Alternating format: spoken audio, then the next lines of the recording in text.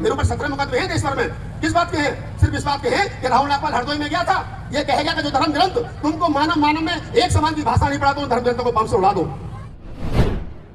मैं कम बोलता हूँ, 5 मिनट का समय दिया, 4.5 मिनट में खत्म कर दूंगा और 4.5 मिनट में ऐसा खत्म करूंगा दोबारा बुलाओगे नहीं, मुझे मेरी गारंटी है। और बुलाओगे तो फिर दिल पे पत्थर रख के बुलाओगे, क्योंकि मैं चापलूसी नहीं करता, मैं सीधी बात करता हूँ।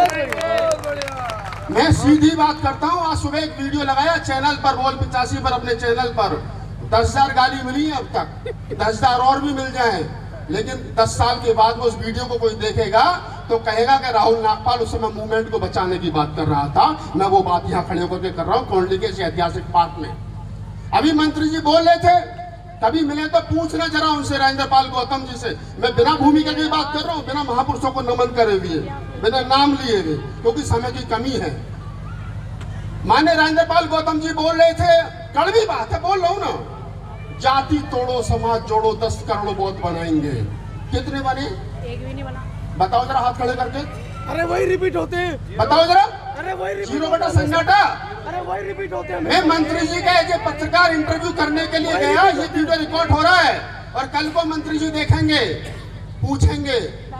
2 बार से वो खुद अनुसूचित जाति के लिए सुरक्षित सीट पर विधायक का चुनाव जीत कर कह रहे हैं, चमार का प्रमाण पत्र लगा करके, और दूसरों को गणित पढ़ा रहे हैं कि जाति छोड़ो समाज जोड़ो। ताली बजा सकते हो, बजाओ यहाँ नेताओं की नालायकी पर। मेरे जैसे रतनलाल जैसे, लक्ष्मण यादव जैसे, रीतू जैसे जो 10-5 एक्टिविस्ट देश में घूम रहे हैं ना, हम लोगों के हाशिए पर क्यों रहते हैं? क्यों नेताओं की भाषा नहीं बोलते? क्योंकि हमें MP MLA नहीं बनना। मुझे तो कांग्रेस पार्टी बुलंदशहर से लड़ा रही थी, भाई साहब भी दौड़ में थे, अमरीश गौतम जी। राहुल गांधी जी ने खुद कहा, राहुल जी हम आपको लड़ाना चाहते हैं, मगर साहब रहे नहीं दो, क्या करेंगे लड़ करके? तो मेरे वाला काम कौन करेगा? एक बात सीधी सीधी कह देता हूँ, बड़े भाई अमरीश गौतम जी बैठे हैं, नेताओं के चक्कर में मत पड़ना। ये फूले अम्बेडकरी आंदोलन वर्तमान समय में सामाजिक आंदोलनों की वजह से मजबूत है। और ये बात ध्यान रखना, ये जो महिला शक्ति यहाँ बैठी है, ये जो गाने वाले बैठे हैं, हमारे जैसे बोलने वाले बैठे हैं, इसलिए आंदोलन चल रहा है। नेता सरेंडर कर चुके, इनकी औकात नहीं है वर्तमान समय में फूले अम्बेडकरी आंदोलन को बचा ले। हम भी बैठे पत्रकार, इनकी औकात नहीं है। मेरी खुली मैं कहता हूँ, मेरे साथ आकर के डिबेट करिए, बताइए कौन सा नेता है जो फूले अम्बेडकरी आंदोलन को बचाने का काम कर रहा है? कोई अपनी संपत्ति बचाने का काम कर रहा है, कोई अपने भाई को बचाने का काम कर रहा है, कोई अपने परिवार को बचाने का काम कर रहा है, कोई खुद को बचाने का काम कर रहा है। कोई फूले अम्बेडकरी आंदोलन को बचाने का काम नहीं कर रहा, समाज को गुमराह करने का काम कर रहे हैं। और मैं कह रहा हूं कोंडली वालों, एक बात ध्यान रखना, मैं रहूं ना रहूं, राहुल नागपाल रहे ना रहे, लक्ष्मण यादव रहे ना रहे, रीतू रहे ना रहे, रतनलाल रहे ना रहे, ये आंदोलन रहना चाहिए, यह आंदोलन रहना चाहिए। हम MP MLA बनने की दौड़ में नहीं है, लेकिन यह भी सच्चाई है कि अगर MP MLA बनने का मौका मिला, अगर लगा कि MP MLA बन सकते हैं तो बिल्कुल बनेंगे। उन लोगों को, मैं अगर राहुल नागपाल को MP MLA बनने का मौका मिला तो मैं बनूंगा, लेकिन जिस दिन मैं बनूंगा समाज से हाथ जोड़ करके अपील करूंगा कि मुझसे अब सामाजिक आंदोलन की उम्मीद छोड़ देना। मैं राजनीतिक हो गया हूं, मैं राजनीति करूंगा। गलती कहां हो रही है? गलती यहां हो रही है दोस्तों, राजनेता बनने के बाद में, MP MLA बनने के बाद में, जब आदमी ये कहता है कि मैं सामाजिक आंदोलन चलाऊंगा, तो फिर राजनीति कौन करेगा? भाई ये तो बता दे जरा, कौन करेगा राजनीति? बताना जरा। राजेंद्र पाल गौतम अभी लंबा भाषण दे करके गए, कल को मेरा वीडियो देखेंगे तो हो सकता है मुझे फोन भी करे। आप मंत्री थे, आप मंत्री थे, दिल्ली सरकार में 1000 करोड़ से ज्यादा का बजट SC ST वेलफेयर का होता है। तुम्हारे 7 साल मंत्रालय रहते हुए SC ST वेलफेयर का बजट कहां खर्च हुआ? इस बात का जवाब दो। तुम नहीं दोगे तो कौन देगा? बताओ मुझे जरा इस बात की। 60 साल के बुजुर्गों की, अमरीश गौतम जी, 60 साल से बड़े बुजुर्गों की पेंशन नहीं बन रही है, SC ST के बच्चों का वजीफा नहीं मिल रहा है। तुम मिनिस्टर हो, तो राहुल नागपाल एज ए पत्रकार तुमसे इंटरव्यू करता है तो तुम कहते हो कि 1 करोड़ बहुत बनाएंगे। अरे बहुत बनाने का काम भाई बहुत भिक्षु कर लेंगे, ये भारतीय बौद्ध महासभा वाले कर लेंगे। तुम राजनीतिक हो तो पहले ये बताओ कि हमारे हिस्से का पैसा कहाँ जा रहा है तुम्हारी देखरेख में। इसका मतलब तुम भी केजरीवाल के साथ शामिल हो। अगर नहीं हो तो बताओ मुझे, फिर मेरे हिस्से का पैसा गया कहाँ? नहीं पूछोगे? Shem Shem Shem. क्यों नहीं पूछोगे भाई? कब तक ये लच्छेदार भाषण सुनते रहोगे? हो सकता है कल मुझको भी धमकी मिले। मैं इस प्रोग्राम में इसलिए रुका, मैं सच बता रहा हूँ। आज का मेरा प्रोग्राम हाथरस का था। हाथरस वालों ने मुझे मेरे प्रोग्राम के लिए 2 दिन लेट प्रोग्राम किया। कल मैं हाथरस जाऊंगा, कल रात को मेरी फ्लाइट है नागपुर की। नागपुर में मेरा प्रोग्राम है। मैं तुमसे कहता हूँ, सामाजिक आंदोलन में जो लोग काम कर रहे हैं उनको जिंदा रखिए। विजेंद्र भाई, आपके ऊपर ज्यादा जिम्मेदारी है, तमाम लोगों के ऊपर ज्यादा जिम्मेदारी है।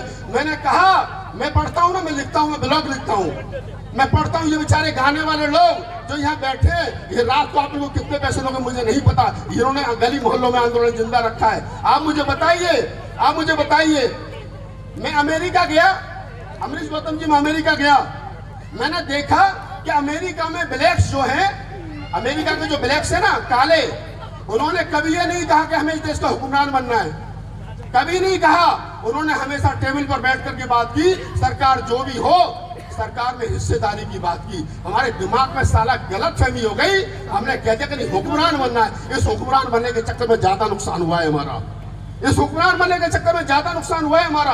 मैं कहता हूं तुमसे एक बात याद रखना, अमेरिका के ब्लैक्स का जो आंदोलन लोग रोड पर लड़ते हैं, मैं हूं activist, Ratanlal activist, Chandrabhan activist, जितने लोग एक्टिविस्ट थे हम लोग। कभी आपने पूछा कि राहुल नागपाल तू वहां भाषण देने के लिए गया हरदोई में, तेरे ऊपर 3 मुकदमे हो गए, तारीख पे जाता नहीं जाता, पैसा तेरे पास है नहीं है, तेरी घर में क्या नाम है, तेरी बच्ची पढ़ रही नहीं पढ़ रही है, उसकी फीस भरी गई नहीं भरी, तुम नहीं पूछोगे। तुम ये भी नहीं पूछते हो फोन करके कि राहुल नागपाल ये तो बता दे, तो तू यहाँ मोटरसाइकिल से चल के आया, तेरे पास राजेंद्र पाल गौतम की तरह ये इनोवा क्रिस्टा क्यों नहीं है? बताना जरा। मेरे पास भी नहीं है, मेरे पास बताना क्यों नहीं है?